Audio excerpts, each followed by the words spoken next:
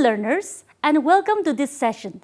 Today, we will explore one of the foundational theories of psychological development, that is, Sigmund Freud's theory of psychosexual development. Although introduced over a century ago, Freud's theory continues to influence fields ranging from clinical psychology to education and even literature. While it has sparked considerable debate, its value lies in drawing our attention to the deep emotional and unconscious dimensions of human development, particularly during childhood. Freud was a medical doctor and neurologist who eventually turned his focus to understanding the psychological roots of mental illness. He developed psychoanalysis, a theory and therapeutic method centered on the unconscious mind, inner conflicts, and the influence of early experiences on adult personality. The theory of psychosexual development is a part of his psychoanalytic theory. Let's begin by understanding the foundational concepts that guided Freud's thinking. Libido. In Freud's psychoanalytic theory, a libido refers to the instinctual life energy that primarily drives sexual behavior but also underlies a wide range of human motivations and actions, although commonly interpreted as sexual energy.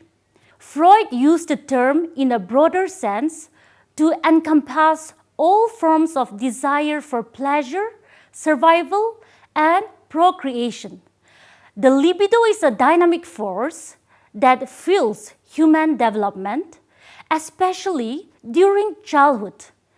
At different stages of psychosexual growth, this energy becomes focused on particular areas of the body known as erogenous zones. Freud believed that the way this energy is expressed, satisfied, or suppressed plays a critical role in shaping personality. An imbalance in the expression or the fulfillment of the libido can result in the psychological disturbances such as neurosis or fixations. Erogenous zones are specific areas of the body that become the primary focus of the libido during different stages of psychosexual development. These zones are associated with pleasure and sensitivity, and they shift as a child matures. For example, during the oral stage, the mouth is the central erogenous zones. During the anal stage, it becomes the anus, and during the phallic stage, the focus shifts to the genitals. Freud emphasized that the stimulation and the satisfaction of these zones are crucial for healthy psychological growth. If these needs are either overindulged or undergratified, it can lead to fixation and potentially influence adult personality traits or behaviors. The concept of erogenous zones highlights Freud's belief in the bodily basis of psychological development. Fixation refers to the conditions in which an individual's psychosexual development becomes stuck at a particular stage due to unresolved conflict or unmet needs. This can occur when the libido is either excessively gratified or severely frustrated during a given stage. Fixations are not merely behavioral quirks, but are viewed as deep-seated psychological patterns that arise from unresolved developmental issues. Freud believed that these fixations could lead to emotional difficulties and neurosis later in life, particularly under stress. Conflict in Freud's theory. Conflict represents the inner psychological struggle between primitive drives, primarily of the id, and the demands of reality or societal expectations, mediated by the ego and superego. Each psychosexual stage presents a unique form of conflict, often involving how the child balances instinctual desires with external constraints. For example, during toilet training, in the anal stage, the child must learn to regulate bodily functions in accordance with social expectations, which creates tension between the wish for the autonomy and the need to conform. Failure to adequately resolve such conflicts can disrupt the developmental process and contribute to fixation. These internal conflicts are central to Freudian's theory, as they are believed to influence not only childhood behavior but also the structure and the dynamic of adult personality. Stages of psychosexual development. Sigmund Freud proposed that personality development in childhood takes place during 5 psychosexual stages, which are oral, anal, phallic, latency, and genital stages.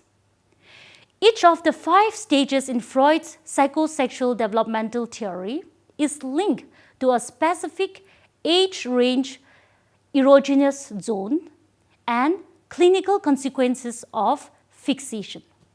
Let us discuss each of these stages one by one. Oral stage. The oral stage is the initial phase of Freud's psychosexual development theory. Extending from birth to roughly 18 months, at this stage, an infant's pleasure centers on activities involving the mouth. The child experiences gratification through behaviors such as sucking, chewing, breastfeeding, or placing objects in the mouth, which not only brings comfort but also helps them explore their environment. According to Freud, experiences during this period have a lasting impact on personality. A child who is deprived during feeding may develop traits like envy or suspicion in adulthood, while overindulgence could result in excessive dependence and naivety.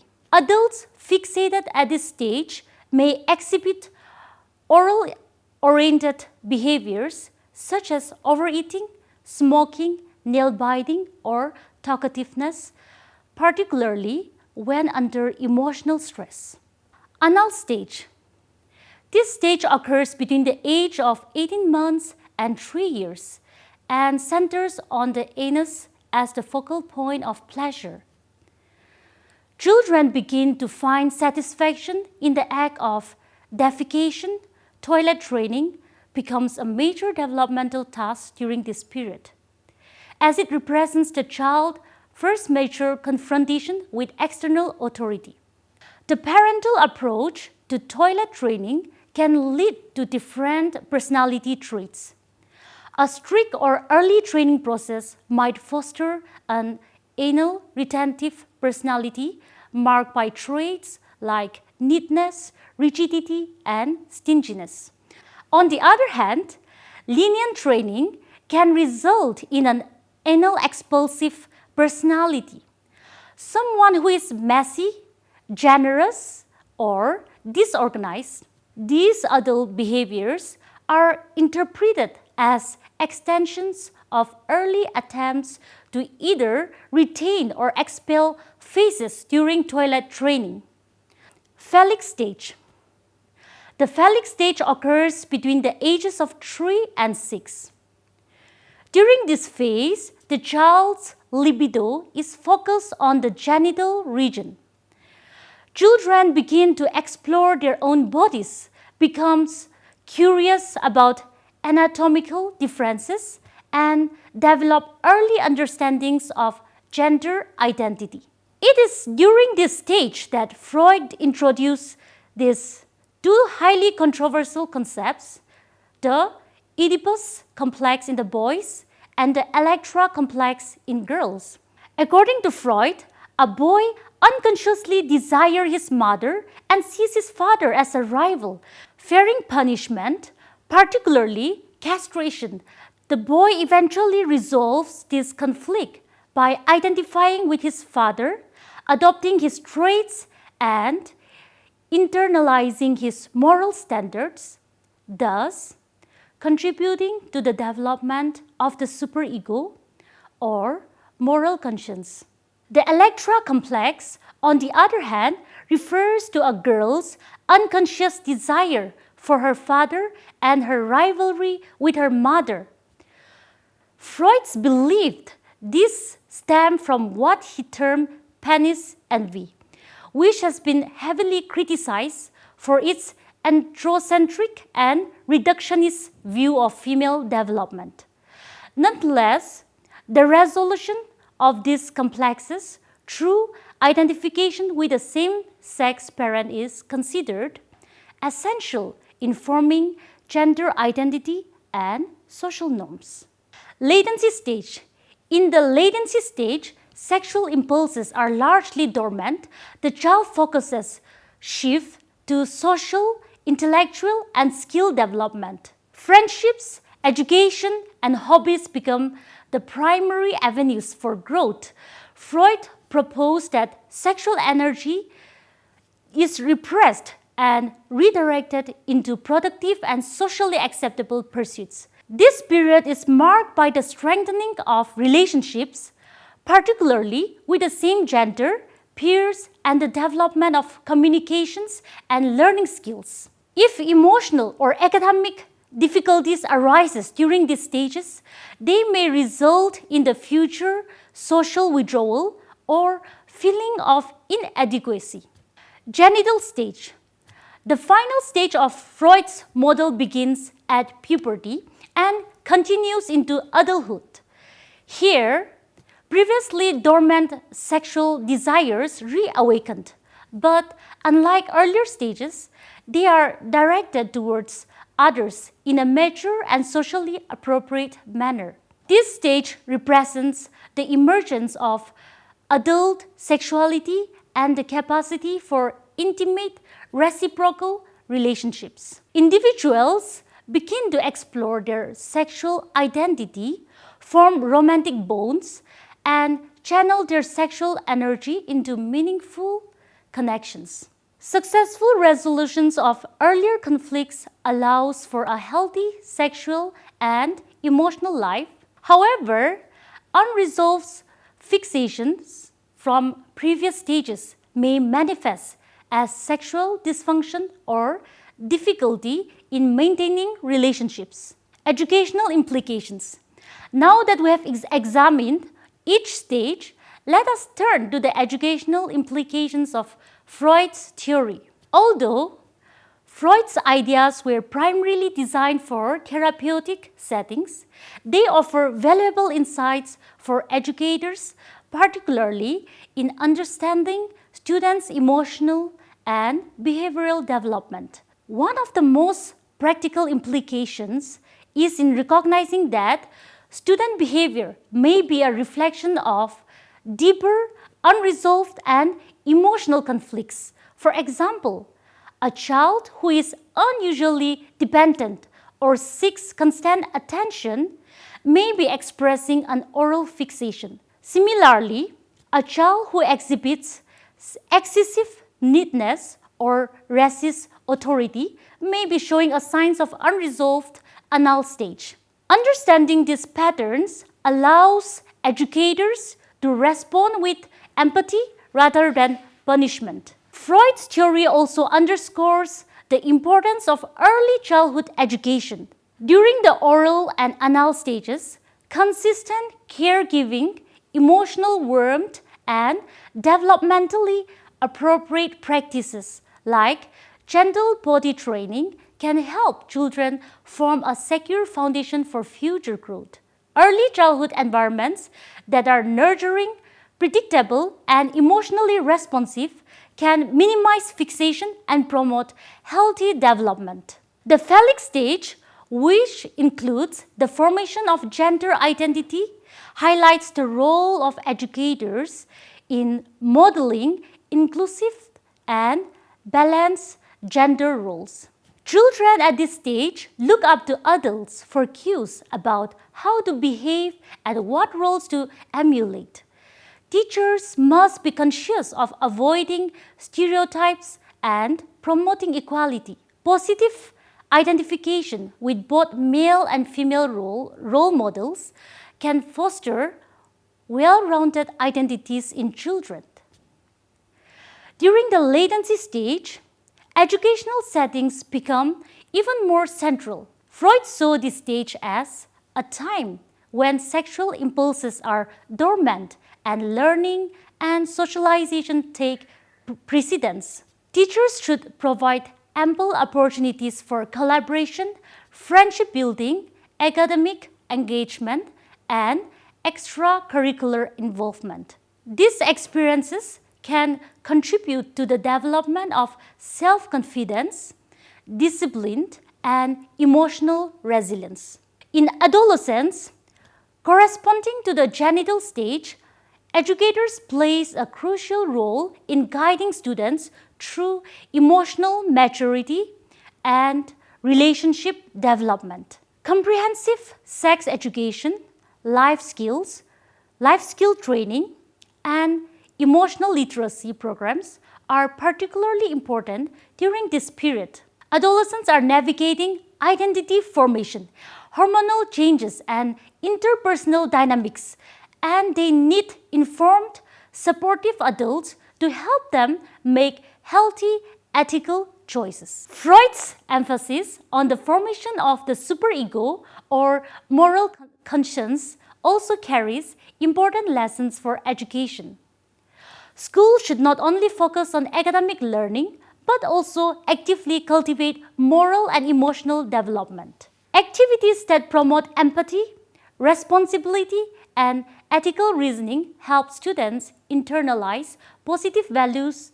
Another important takeaway from Freud's theory is the recognition that each child's development is unique. Educators should be attentive to individual differences in temperament, emotional needs, and behavioral patterns. By approaching students with sensitivity and psychological awareness, teachers can create more inclusive, responsive, and developmentally appropriate learning environments. Criticisms and limitations of Freud's psychosexual development. Despite its lasting influence, Freud's theory has received substantial criticism over the years. The most prominent criticism is that it lacks scientific rigor.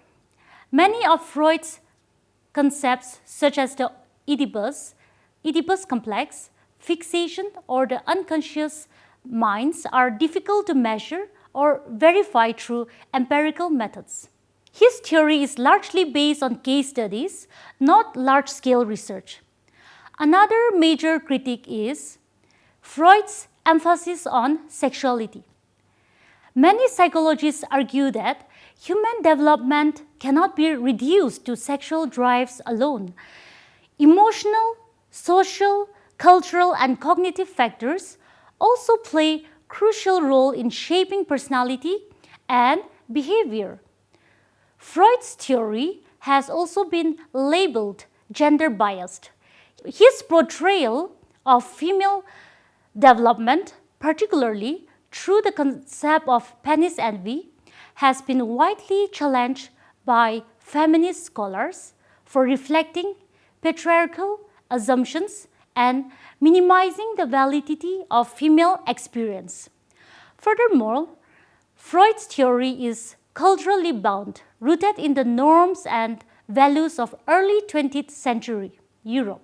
Many of his assumptions about family roles, gender identity, and child rearing are not universally applicable and may not hold across different cultural contexts. Another limitation is that Freud placed excessive emphasis on early childhood as a determinant of adult personality.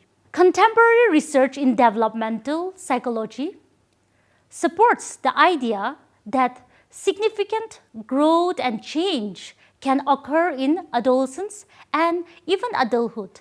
Lastly, alternative theories such as those proposed by Erikson, Piaget, Bandura, and Vygotsky have provided more comprehensive evidence-based and developmentally inclusive models that address areas Freud overlooked, such as social learning, cognitive development, and cultural influences.